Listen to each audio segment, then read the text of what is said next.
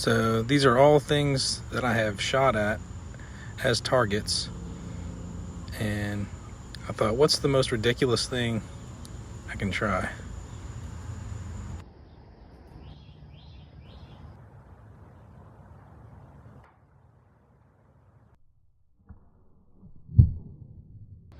Hey, slingshot nerds. Today I wanted to talk about the evolution of my target size. So, beginning of this year I started shooting, and I started like a lot of people start with tin cans, soda cans, cutting cans.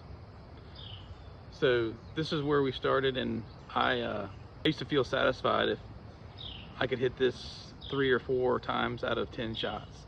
I just took it as a fact of life that I was gonna miss more than I hit my target. And we were talking about hitting soda cans and tin cans like this. You know, as I shot more, shooting with the RVA folks, you know, teaching me to shoot at smaller targets makes you a better shooter. You know, more and more, my dad, he preached that as well. So we evolved from that. We went to like bottle caps. We made targets and target system out of bottle caps, all different sizes.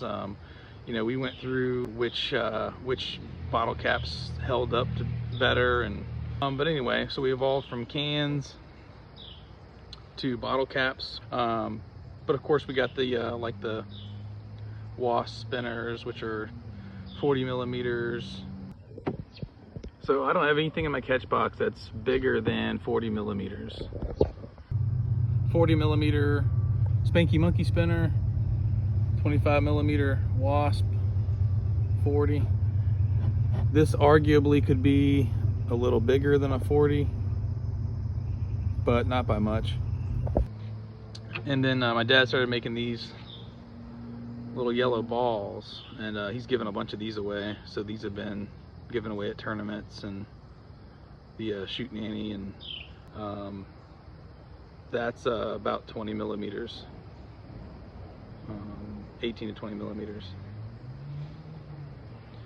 So I started shooting at these, made a lot of targets out of like fishing lures and bobbers and stuff like that. They don't hold up that long, but you know, it was something bright and disposable and cheap to buy that we made targets out of.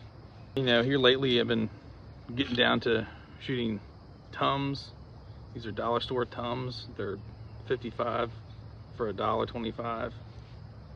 It's no longer the dollar store, right? It's like the dollar and a quarter store. So I've been hitting those. I had a video up recently where I was hitting, you know, shooting at my ammo, which is 8 millimeters. And you know, it didn't take me forever to get those shots. I mean, you know, I didn't get them on my first try, but you know, 10 shots or less, usually I could get that. This rice, I legitimately got that rice on my 3rd shot. You know, and that's at 10 meters. I'm at 10 meters shooting at that. And just trained my eye to focus on a smaller speck of dust, basically, on a larger target. So even when I'm shooting at something like this, I am imagining a tiny little speck of dust right there in the middle of that Tum. Same can be said when I go back to shooting larger targets. I'm no longer looking at this target as a whole. I'm looking at one of these ridges on this target and one of these reflections of light. You know, something that I can really narrow in my eye to.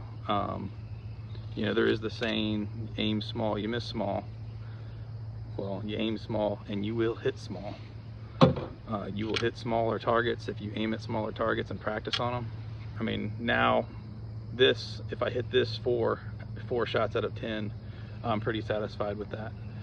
New shooters, you may feel the same way I felt, in that you know, it's a fact of life that you will miss more than you hit.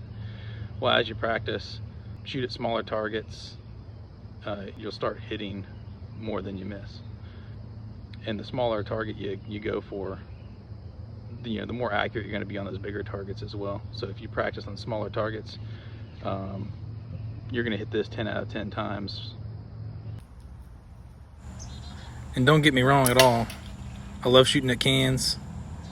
There's nothing more satisfying to a sling shooter's ears than smacking that can around, or when you finally get that can cut.